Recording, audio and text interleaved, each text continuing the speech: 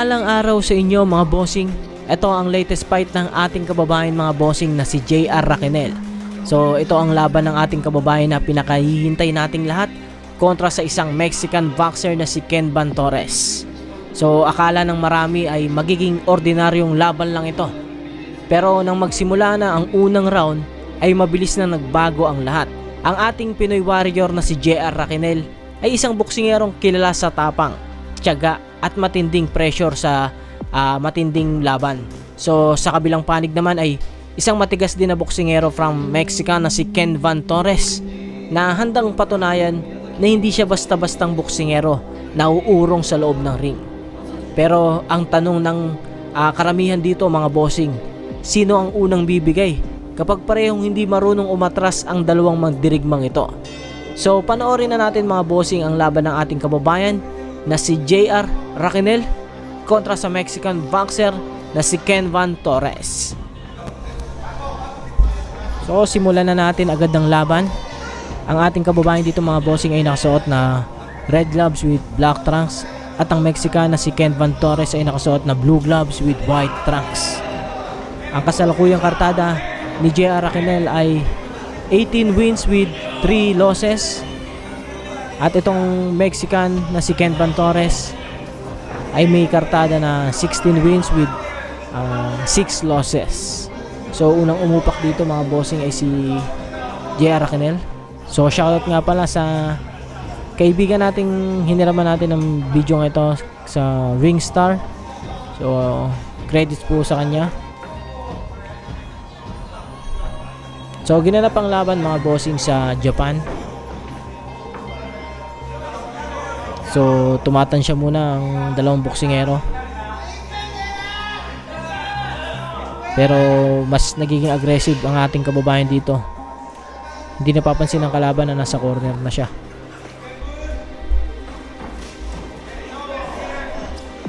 So parehas maganda ang kartada ng dalawang boksingerong ito at konti pa lang ang talo.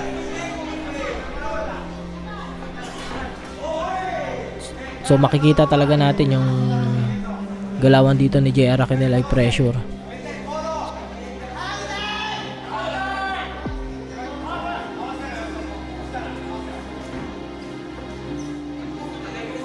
At isang 1-2 naman sa muka. Ngunit mukhang maganda rin ang pormahan nitong Mexican. So hindi agad din nakakapasok ang ating kababayan. So tansyahan muna. So ayan na, 1-2 ulit. Sinusubukan ni JR Raquenel na sirain yung depensa nitong kalaban. Uy, tinamaan mga bossing. Tinamaan ng isang magandang kanan. Nagulat dito ang Mexican dahil hindi niya akalain yung ganong bilis ni JR Raquenel. Inupakan na. So hindi lang basta sumusuntok ang ating kababayan ay nag-iisip ito ng mga kombinasyon upang mapasok ang depensa ng Mexican boxer. Grabe yung movement speed ni JR Raquenel dito. Ang ganda ng timing niya, so naiiwasan niya talaga yung mga counter punches na binabato rin ito ng kalaban.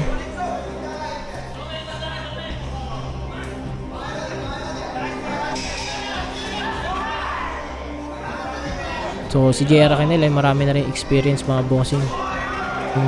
Ay tinamaan bossing, bagsak na, tinamaan ng straight. Kaliwa ata kanan.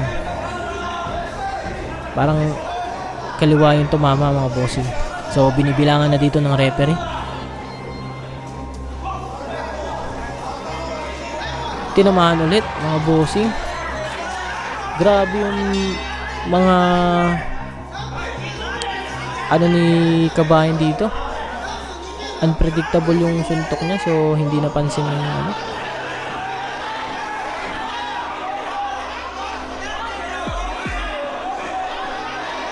So mga bossing, round 1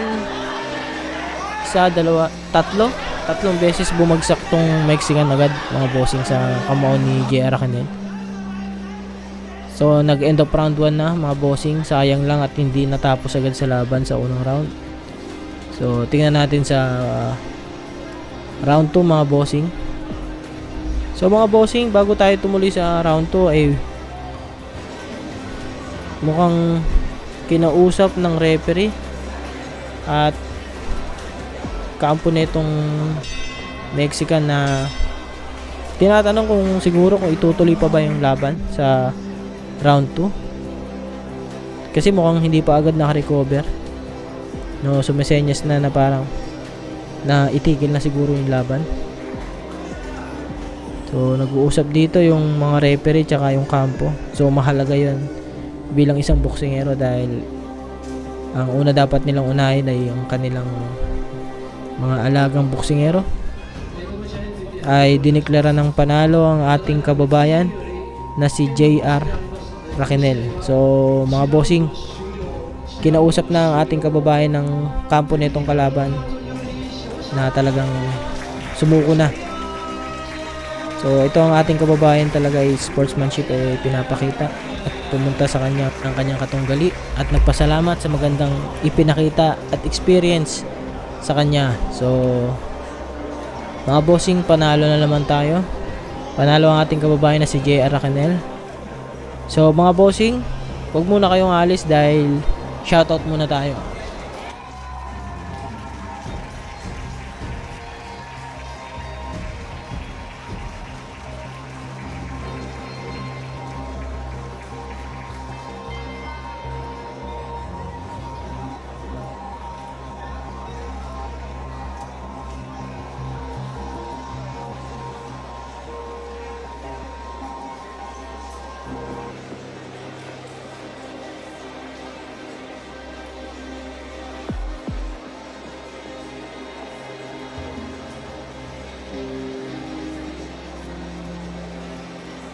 So, shoutout kay Jasmine Laksina from Ildefonso, Magalang, Pampanga.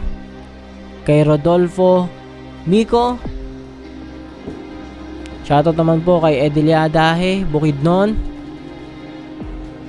So, shoutout po kay Purrita Alano. Shoutout naman po from Ernesto Bakuli, Cagayan Valley. Kay Leo Abilado, kay Moscal Kalaing from Siocon, at shoutout naman po kay Hamento Sanchez from Palawan. Shoutout naman po kay Noli Marie from Zambales, kay Ruel Limbo watching from Marinduque, Ruel R. Limbo, shoutout sa iyo bossing. Shoutout naman po taga Zambales bossing na si Nolibot watching from Kamiling Tarlac. So shoutout sa iyo Erickson Gabriel. Shoutout kay Ruel De La Vega from Bukidnon, kay KJ Ayabog. So shoutout kay Ramil Arsena watching from Tagum City, Davao del Norte, Barangay Kuwambungan.